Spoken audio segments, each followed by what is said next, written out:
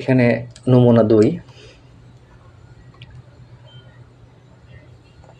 কনকসার উচ্চ বিদ্যালয়ের নজরুল জয়ন্তী উপলক্ষে একটি অনুষ্ঠানের আয়োজন করা হয়েছে। এই জন্য তারা নিচের আমন্ত্রণপত্রটি তৈরি করা হয়েছে। এটা হচ্ছে একটি আমন্ত্রণপত্র, এটি একটি আমন্ত্রণপত্র।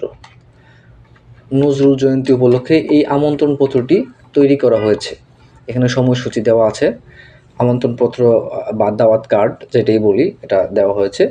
যাই হোক, নিচে যাই দেখি কি প্রশ্ন করেছে। এখানে প্রশ্ন করা হয়েছে কোন মাধ্যমে এখানে যোগাযোগ করা হয়েছে।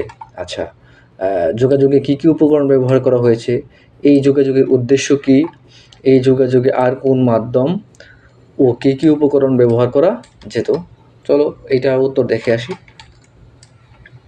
এখানে উত্তর দেওয়া আছে কোন মাধ্যমে এখানে যোগাযোগ করা হয়েছে, লিখিত মাধ্যম।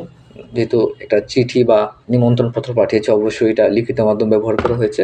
যোগাযোগে কী উপকরণ ব্যবহার করা হয়েছে, যেহেতু চিঠি দিয়েছে বা আমন্ত্রণপত্র দিয়েছে, অবশ্যই কাগজ ও কলম।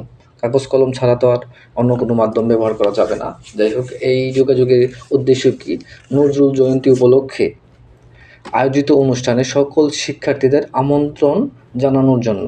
কী জন্য দেওয়া হয়েছে, যোগাযোগের উদ্দেশ্যটা কি, এটা হচ্ছে আমন্ত্রণপত্র, এটা আমন্ত্রণ জানানো হয়েছে।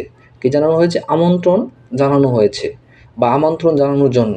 শুধু এতটুকু দিলেই হবে, আমন্ত্রণ জানানোর জন্য এটা লিখলে হবে। নজরুল জয়ন্তী উপলক্ষে আয়োজিত অনুষ্ঠানে সকল শিক্ষার্থীদের আমন্ত্রণ জানানোর জন্য, শুধু আমন্ত্রণ জানানোর জন্য লিখলেও হবে, কোনো সমস্যা নেই।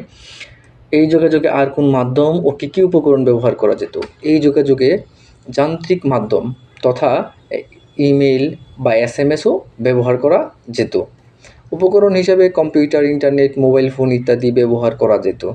কী উপকরণ, উপকরণ মানে হচ্ছে যে কিসের মাধ্যমে যোগাযোগটা করা হয়েছে, এটা তো যান্ত্রিক মাধ্যম। যান্ত্রিক মাধ্যমের পাঠাতে হলে বা যান্ত্রিক মাধ্যম ব্যবহার করতে হলে কী লাগবে, কম্পিউটার লাগবে, ইন্টারনেট লাগবে, মোবাইল ফোন লাগবে,